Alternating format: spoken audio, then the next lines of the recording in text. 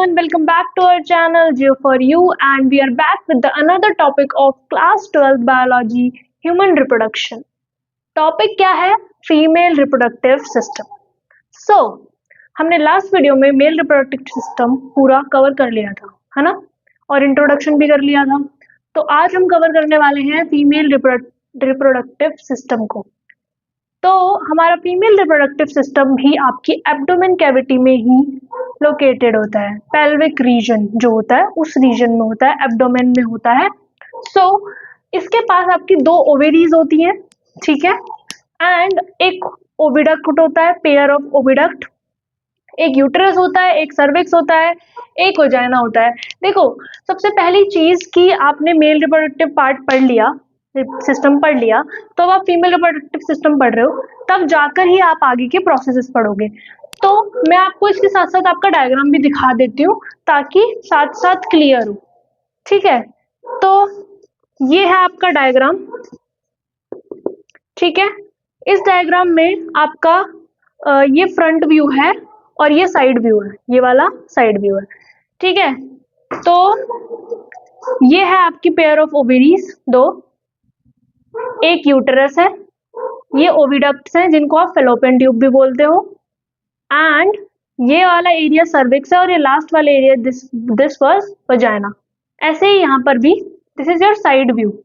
ये आपका urinary bladder है, आपके यूरिनरी ब्लैडर के पीछे होता है आपका uterus. This is your uterus. ये रहा आपका सर्विक्स और last part is your vagina, this area. ठीक है, और बाकी का दिस वन मतलब बाकी की चीजें that is your external genitalia के अंदर आता है. ठीक है, तो मैंने आपको डायग्राम पहले ही दिखा दिया ताकि अब जब हम पढ़े तो चीजें क्लियर होती जाएं. ठीक है, सो लिखा है consist of pair of ovaries, pair of oviduct, uterus, cervix, vagina and external genitalia. External genitalia के पार्ट्स अलग होते हैं, वो भी हम पढ़ेंगे, पर पहले हम जो ऊपर का पार्ट है वो पढ़ रहे हैं. ये आपके पेल्विक रीजन में होता है. Along with a pair of mammary glands are integrated structurally, functionally to the support and process of ovulation, fertilization, pregnancy, birth and child care. मतलब जो आपके मेमरी ग्लैंड्स होते हैं, आपके फीमेल्स में मेमरी ग्लैंड्स भी होते हैं, वो इस फीमेल रिप्रोडक्टिव सिस्टम का ही पार्ट है. बस वो चाइल्ड बर्थ में इतना कोई मतलब इन्वॉल्वमेंट नहीं होता, मतलब फर्टिलाइजेशन में इन्वॉल्वमेंट नहीं होता, बट वो आपकी ओव्यूलेशन कराने में भी हेल्प करता है, मतलब स्ट्रक्चरली और फंक्शनली सपोर्ट करता है ये मेमरी ग्लैंड्स जो है आपके. ठीक है, फर्टिलाइजेशन में सपोर्ट करता है, प्रेगनेंसी में भी सपोर्ट करता है, बर्थ में, चाइल्ड केयर, इन सब में सपोर्ट करने का काम करता है बेसिकली, फंक्शनली और स्ट्रक्चरली. ठीक है, इन्वॉल्व नहीं होता है. अब जो प्राइमरी सेक्स ऑर्गन है उसे हम बोलते हैं ओवेरीज. ओवेरीज क्या है? आपकी प्राइमरी सेक्स ऑर्गन.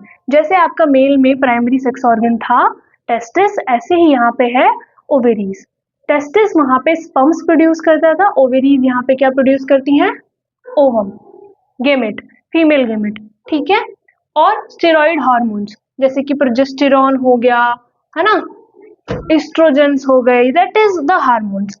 अब ओवेरीज दोनों दो ओवेरीज होती हैं, तो एक एक दोनों ही आपके यूट्रस के साइड में होती है. देखो, ovaries are located one on each side of the lower abdomen. जो एब्डोमेन है उसके दोनों एक ईच साइड पे होती है, दोनों साइड पे, ऐसे साइड में. ठीक है, उसके बाद हर ईच ओवेरी, एक ओवेरी का जो लेंथ है वो है 2 to 4 सेंटीमीटर. ठीक है, और ovaries are connected to the pelvic wall and by the uterus, connected to the uterus by ligaments. जो ओवेरी होती है वो आपके यूट्रस से कनेक्ट होती है लिगामेंट से. किससे कनेक्ट होती है? लिगामेंट से. लिगामेंट एक आपका इस टाइप से होता है, जैसे मैं यहाँ पे बना के दिखाती हूँ. जैसे आपकी ये ओवेरी है, सॉरी ये यूट्रस है और ये ओवेरी है, लाइक दिस. तो ओवेरी आपकी यूट्रस से इससे एक लिगामेंट से कनेक्ट होती है, ऐसे लिगामेंट से कनेक्ट होती है, ऐसे कनेक्ट हो रखी होती है दोनों साइड से. ठीक है, और पीछे की तरफ भी एक लिगामेंट लगा होता है ओवेरी के पीछे, उसको वो सपोर्ट देने के लिए होता है पीछे की साइड से. उसको आप ब्रॉड लिगामेंट बोलते हो और इसको ओवेरियन लिगामेंट बोलते हो, जो साइड से कनेक्टेड है. ठीक है, अभी देखेंगे, डायग्राम देखेंगे. फिर ovary covered by the thin epithelium which encloses the ovarian stroma. जो ओवेरी का स्ट्रोमा है उसको कवर करता है एक एपिथेलियम, थिन एपिथेलियम, जो उसके ऊपर कवरिंग है। ठीक है, ये हो गया आपका ओवेरी का स्ट्रक्चर। अब आ जाओ स्ट्रोमा के ऊपर। जो स्ट्रोमा होता है वो आपके दो पार्ट में डिवाइड होता है, दो जोन में डिवाइड होता है, एक पेरिफेरल जिसको आप कॉर्टेक्स बोलते हैं और एक इनर मेडुला। जो स्ट्रोमा है, स्ट्रोमा मतलब बेसिकली ओवेरी का स्ट्रक्चर। जैसे आपका ये ओवेरी है अगर, तो ओवेरी का जो बाहर वाला हिस्सा होता है that is your peripheral cortex, और जो इनर वाला हिस्सा होता है, इनर वाला हिस्सा that is your medulla, inner medulla. ठीक है, तो ओवेरी पूरी कवर हो गई। क्या बताया हमने ओवेरी में कि दोनों एक एक ओवेरी दोनों एब्डोमेन में कनेक्ट होती है। ठीक है, और दोनों ओवेरीज जो हैं आपकी लिगामेंट से कनेक्ट होती है, यूट्रस से। ठीक है, और आपका ओवेरी के जो आउटर सरफेस होता है वो आपके एपिथेलियम से कवर होता है, जो कि आपके उस ओवेरियन स्टोमा को पूरा टोटली कवर कर देता है। ठीक है, ये सब हमने पढ़ लिया। अब आते हैं हम ओविडक्ट के ऊपर। तो ओविडक्ट होते हैं आपकी फेलोपियन ट्यूब, जहां से आपका ओवम जो है ट्रेवल करता है। क्या करता है? ओवम ट्रेवल करता है। The oviduct, uterus, vagina constitute the female accessory duct. ये तो था आपका प्राइमरी सेक्स ऑर्गन ओवेरी। और जो ओवेरियन मतलब ओविडक्ट है, यूटेरस है, वजाइना है, ये आपका फीमेल एक्सेसरी डक्ट बनाता है। डक्ट क्यों बनाता है? क्योंकि यहाँ से वो ट्रेवल हो रहा है। क्या ट्रेवल हो रहा है? स्पर्म आता है, ओवम यहाँ से ट्रेवल होके यूट्रस में जाता है। ठीक है, each fallopian tube is about 10 to 12 centimetre long. कितना लंबी होती है? 10 to 12 सेंटीमीटर क्या होती है? लंबी होती है। Part closer to the ovary is funnel shaped infundibulum. जो ओवेरी के पास वाला स्ट्रक्चर होता है ओविडक्ट का, उसको बोलते हैं इनफंडिबुलम। जैसे ये आपका यूट्रस है, काम नहीं कर रहा है ये, जैसे ये आपका यूट्रस है, मान लो ये आपकी फेलोपियन ट्यूब है, ये ओवेरी है, तो जो ये वाला हिस्सा है, ये वाला हिस्सा दिस, इसको आप बोलते हो इनफंडिबुलम। क्या बोलते हो? इनफंडिबुलम। ठीक है, फनल शेप होता है इनफंडिबुलम। और इनफंडिबुलम की एजेस पर, एजेस पे देखो मैंने हल्का सा बनाया है, एजेस पे होती है क्या? फिंगर लाइक प्रोजेक्शन, जिसको आप बोलते हो फिम्ब्रिये। और फिम्ब्रिये क्या हेल्प करती है? ओवम से कनेक्शन बनाने में हेल्प करती है, ओवम को खींचती है अपनी तरफ ताकि ओवम ओवेरी से निकल के फेलोपियन ट्यूब में चला जाए। फिर infundibulum lead to the wider part. अब वो थोड़ा वाइडर पार्ट की तरफ जाता है इस एरिया में, इस एरिया को बोलते हैं हम एम्प्यूला। क्या बोलते हैं? एम्प्यूला। फिर जो लास्ट पार्ट है जो कि आपका यूट्रस से जॉइंट हो रहा है, ये वाला पार्ट, ये वाला पार्ट को हम बोलते हैं इस्थमस। ये थोड़ा नैरो होता है, जैसे आपका एम्प्यूला थोड़ा चौड़ा होता है, वो इस्थमस जो होता है वो थोड़ा नैरो होता है, थोड़ा पतला होता है और यूट्रस से कनेक्ट होता है। फिर आपका आ जाता है यूट्रस। फेलोपियन ट्यूब की बात हो गई, तीन पार्ट थे फेलोपियन ट्यूब के, इनफंडिबुलम, एम्प्यूला और लास्ट पार्ट इज इस्थमस। ठीक है, उसके बाद आ जाता है आपका यूट्रस। यूट्रस सिंगल होता है और इसको आप वूम्ब भी बोलते हो। क्या बोलते हो? वूम्ब, जहां पे बच्चे को कैरी किया जाता है। ठीक है, इसकी शेप जो होती है इन्वर्टेड पियर जैसी होती है। जैसे आपका ये पियर होता है ना, इस टाइप का, ये पियर शेप ही तो है ये, पर ये क्या है? उल्टा है, इन्वर्टेड है। तो इन्वर्टेड पियर शेप होती है इसकी, जो कि लिगामेंट के द्वारा पेल्विक वॉल से अटैच होता है। पीछे कुछ लिगामेंट्स होते हैं, उससे वो पेल्विक वॉल से अटैच होता है। यूट्रस ओपन होता है वजाइना में, किसके थ्रू? सर्विक्स के थ्रू। मतलब सर्विक्स से होते हुए वजाइना आता है, वजाइना और यूट्रस को जोड़ता है सर्विक्स। फिर along with the vagina cavity of cervix is called cervical canal। Vagina के साथ सर्विक्स की कैविटी को मिला के बोलते हैं सर्वाइकल कनाल। और नहीं सॉरी, कैविटी ऑफ सर्विक्स, सिर्फ सर्विक्स की कैविटी को बोलते हैं सर्वाइकल कनाल, और जब उसको वजाइना के साथ जोड़ दें along with वजाइना तो वो बन जाता है बर्थ कनाल। ठीक है, तो आप इसको नोट करो, मैं आपको डायग्राम दिखाती हूँ। ये वाला डायग्राम देखो, ये जो मैंने बनाया है, देखो ये जो पीछे ग्रीन ग्रीन दिख रहा है, this is your broad ligament, जो कि आपको ओवेरी को आपकी वॉल, पेल्विक वॉल से कनेक्ट करके रखता है या फिर आपके यूट्रस को कनेक्ट करके रखता है। और ये जो ब्लैक वाला दिख रहा है that is your ovarian ligament, जो कि ओवेरी को आपके यूट्रस और फेलोपियन ट्यूब से कनेक्ट कर रहा है। ठीक है, ये हमने पढ़ लिया। इसके बाद आपका ये इनर ओवेरी जो है उसको मेडुला बोलते हैं, ये भी पढ़ लिया। आउटर ओवेरी को कॉर्टेक्स बोलते हैं, ये भी हमने पढ़ लिया। अब आगे देखते हैं। यहाँ देखो, यहाँ 3 पार्ट दिखाए हैं, that is your ampulla, that is your isthmus, और ये वाला पार्ट होता है आपका इनफंडिबुलम, ठीक है, ये वाला पार्ट ड्रॉ। और ये आपकी फिम्ब्रिया हो गई, फिंगर लाइक प्रोजेक्शन देखो फिम्ब्रिया, है ना। इनफंडिबुलम फनल शेप्ड होता है, ये वाला एरिया, या फेलोपियन ट्यूब की बात बता रही हूँ मैं आपको। और फिर ये यूट्राइन कैविटी मतलब यूट्रस आ जाता है। एम्प्यूला इस्थमस, वाइडर पार्ट होता है एम्प्यूला, इस्थमस होता है शॉर्टर और नैरो पार्ट।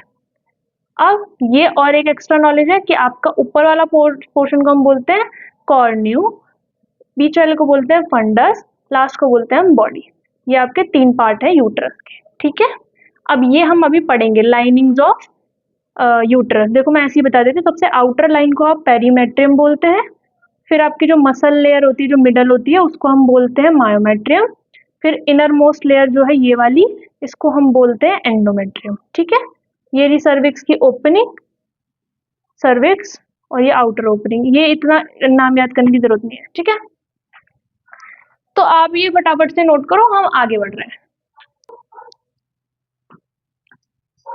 हमने अभी तक हमने कर लिया था यूट्रस तक कि यूट्रस कहाँ होता है, यूट्रस की साइड्स कैसी है, यूट्रस से फैलोपियन ट्यूब कैसे कनेक्ट है, ये सब हमने पढ़ लिया था। अब हम पढ़ रहे हैं लाइंस ऑफ यूट्रस। अभी मैंने आपको डायग्राम में दिखाया भी था, जो मैंने ड्रॉ करके दिखाया था। अब हम उसको थोड़ा अच्छे से पढ़ लेते हैं। तो वॉल्स जो होती है यूट्रस की, वो 3 होती है, ओवरऑल 3 होती है, एक सबसे बाहर वाली, एक मिडल वाली, और एक इनर, ठीक है। तो जो सबसे बाहर वाली होती है एक्सटर्नल थिन मेम्ब्रेनस जो है, मेम्ब्रेन लिख दो यहाँ पे, मेम्ब्रेनस लिखने की जरूरत नहीं है। तो जो एक्सटर्नल मेम्ब्रेन होती है वो थिन होती है, और उसको हम बोलते हैं पेरीमेट्रियम। यूट्रस की एक्सटर्नल लेयर कैसी होती है, थिन होती है। और जो मिडल होती है वो थोड़ी थिक होती है, और किसकी बनी होती है, स्मूथ मसल्स की बनी होती है, उसको बोलते हैं हम मायोमेट्रियम। मायोमेट्रियम करते हैं आपकी स्ट्रॉन्ग कॉन्ट्रैक्शन। कब करते हैं स्ट्रॉन्ग कॉन्ट्रैक्शन, जब आपका बेबी डिलीवरी के टाइम पे स्ट्रॉन्ग कॉन्ट्रैक्शन करते हैं मायोमेट्रियम्स, ठीक है। फिर आती है आपकी इनर ग्लैंडुलर लेयर। देखो ये जो इनर ग्लैंडुलर लेयर है, ये एंडोमेट्रियम बोलते हैं हम इसको, और ये आपकी मेंस्ट्रुअल साइकिल में चेंज होती रहती है, गिरती रहती है, बनती रहती है, गिरती रहती है, बनती रहती है। तो इसीलिए जो कॉन्ट्रैक्शन है उसमें हम इसको यूज करते हैं, स्मूथ मसल जो आपकी मायोमेट्रियम है। जो एंडोमेट्रियम है वो तो आपके बेबी के नरिश के लिए होती है, क्योंकि वहां पे ब्लड कलेक्ट होता है, पता है ना आपको।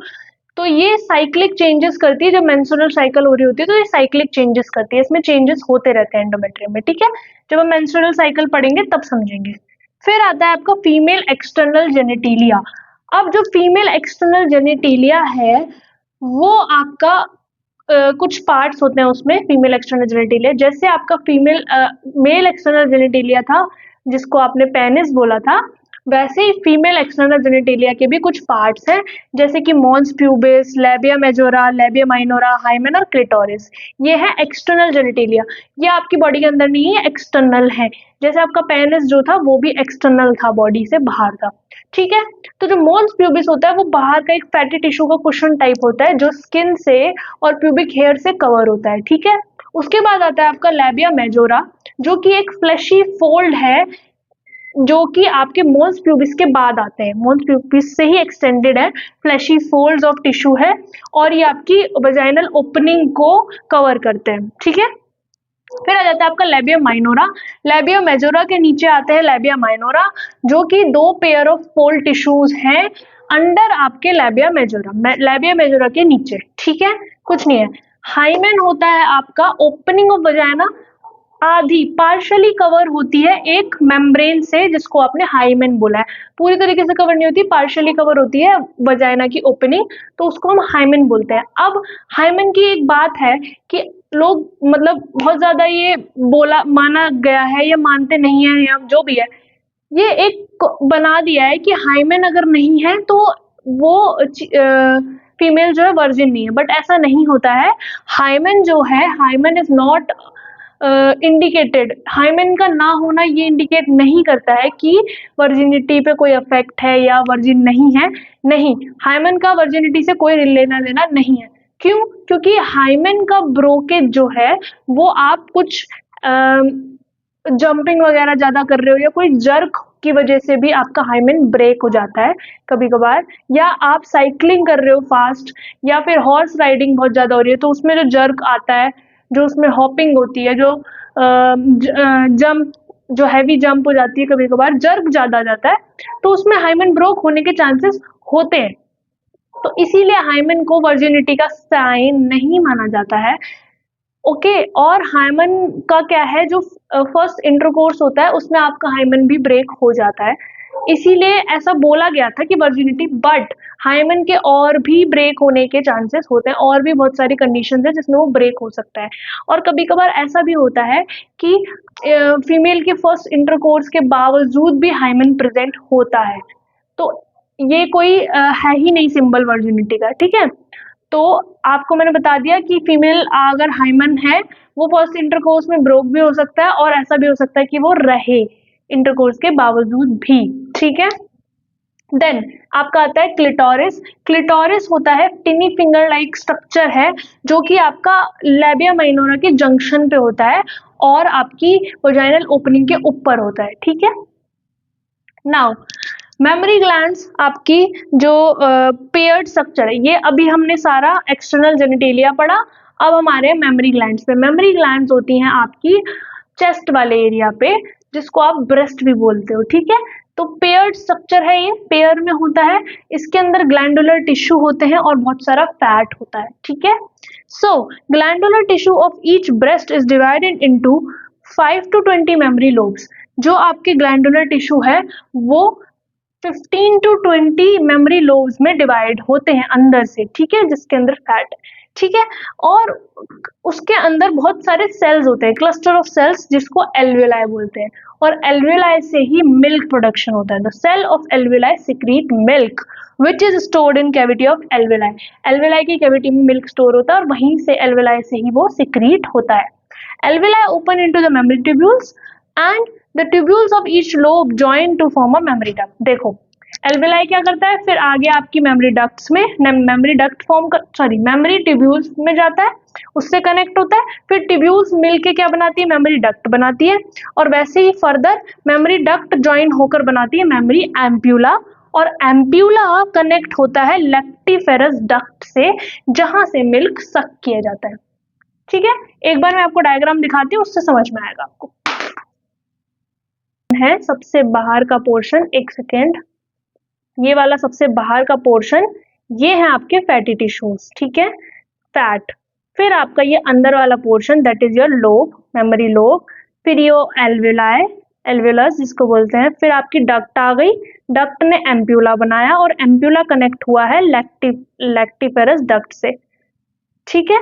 तो ये है, और ये लास्ट में आपकी ये होती है रिब्स, रिब्स के आगे होता है ना चेस्ट वाले एरिया में। तो ये आपका कंप्लीट हो चुका है फीमेल रिप्रोडक्टिव पार्ट। यहाँ पे आपका फीमेल रिप्रोडक्टिव पार्ट मैंने पूरा कवर करा दिया है। उसके पहले तो इंटरनल पार्ट जो भी अंदर था, फिर एक्सटर्नल पार्ट, लेयर्स करा दी, और आपका मेमोरी डक्ट्स, मेमोरी ग्लैंड्स भी करा दिए। तो नेक्स्ट वीडियो में हम स्टार्ट करेंगे गेमेटोजेनेसिस से, जो कि आपका प्रोसेस है फॉर्मेशन ऑफ गेमेट का, ठीक है। तो इस वीडियो में इतना ही, मिलते हैं नेक्स्ट वीडियो में। Bye bye, take care. Channel को सब्सक्राइब कर लो, वीडियो को लाइक करो, शेयर करो, कमेंट करो, एंड बेल आइकन को प्रेस कर लेना। ओके, फिर मिलता है नेक्स्ट वीडियो में। Bye bye, thank you so much.